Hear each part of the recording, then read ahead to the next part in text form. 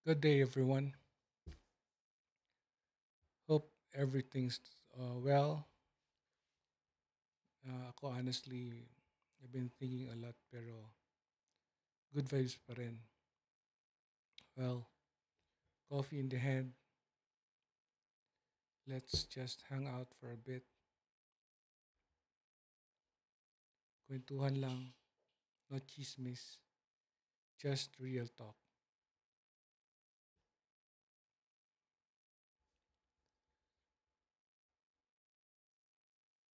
I heard a lot of people saying, ano na, ang ingay sa kalsada, ang ingay din sa Senado. And I'm like, yeah, ramdam ko rin. So today, two things lang.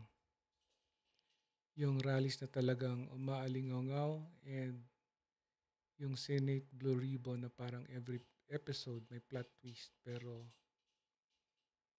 kulang sa ending. And promise, light lang tayo. No shouting, no fancy terms. Gusto ko lang i-lay down kung ano yung nararamdaman ko. Ano yung nakikita ko.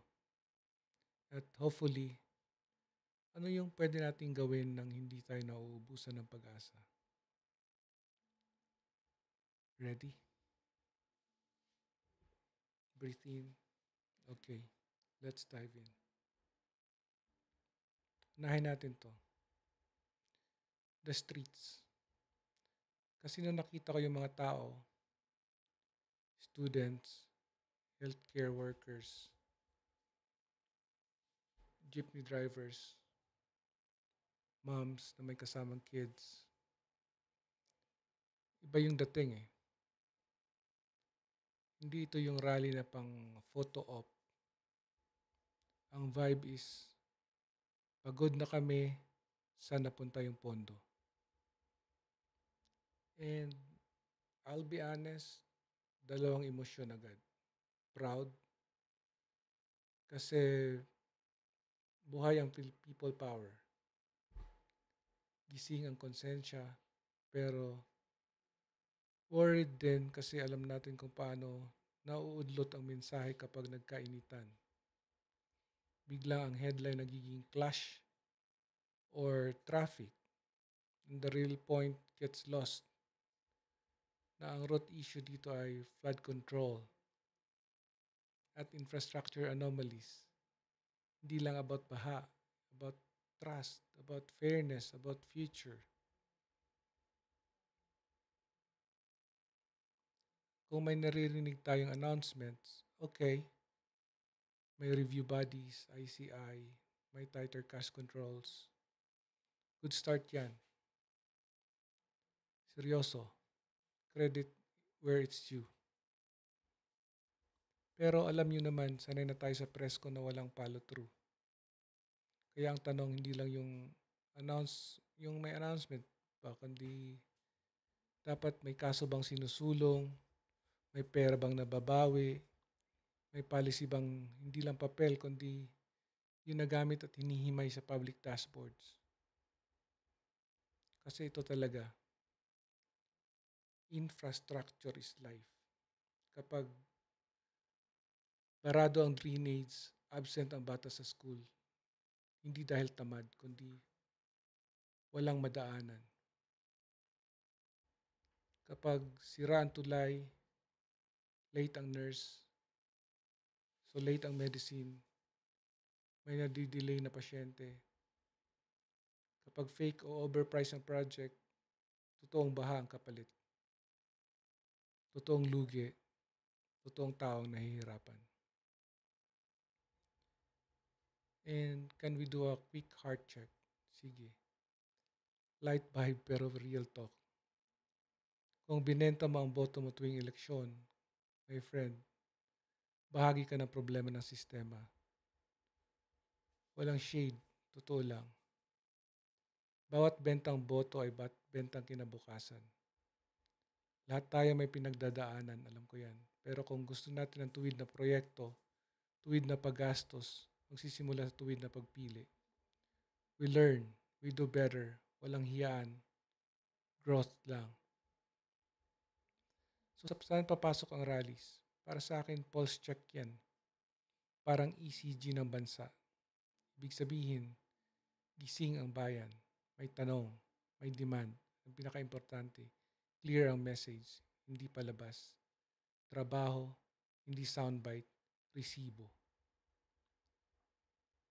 Okay, lipat tayo sa loob. Dito, medyo mahirap huwag mapailing, no? Kasi,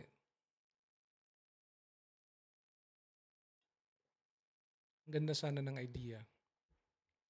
Truth finding. Yun naman ang dapat. Pero ang nangyayari minsan, hindi eh. Image building. You know the drill. Table pounding. Mataas ang boses. Tapos may I will not tolerate moment. Pero pagkatapos nun, asan na yung kaso? Asan na yung money recovered? Asan na yung system fix, procurement, auditing, project tracking, yung may public contractor list, change orders, timeline slippage, nakita natin real time. Masakit aminin pero kailangan may ilan sa mga malalakas ang boses na hearing na didikit din sa parehong ecosystem ng questionable projects. Tapos sa camera, parang santo. Guys, come on. The public isn't blind. Alam ng tao pag performance lang. Now, balance tayo. Hindi lahat pare-pareho. May senators na consistent, malinaw magtanong, may dokumento, nagpa-follow up kahit walang camera. Sa lodo ako dyan. Sila yung dapat center stage. Pero sa isang itablado, nadadala pati credibility ng buong proseso. Kahit may matino, natatabunan ng acting ng iba. Ano ba talagang hinihingi ng tao? Tatlong simple, diretsong bagay. Case filed, hindi lang expose, hindi lang viral clip.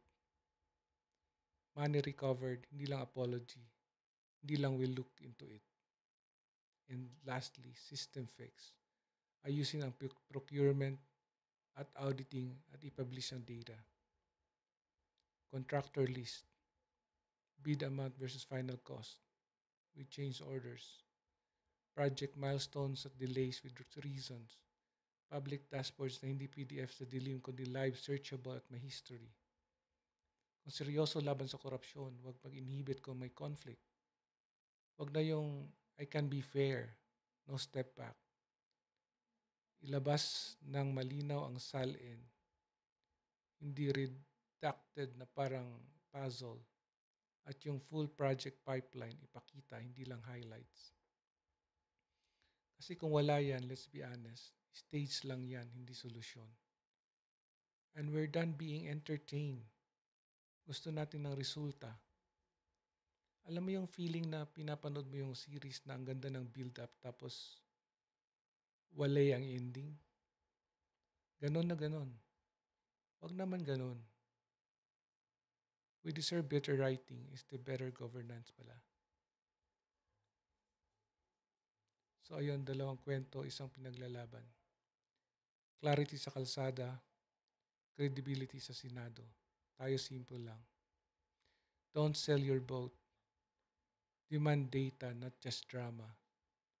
And reward leaders who show receipts, not reels. Sa araw-araw, integrity sa maliliit na bagay. Kasi yan ang bumubuo ng malaki. This is Pinoy MT. Thanks for hanging out. Light lang pero totoo. And guys, kung may insight kayo, drop nyo sa comments. Anong isang transparency tool ang gusto nyo makita agad? Public dashboards, contractors list, live audit trails.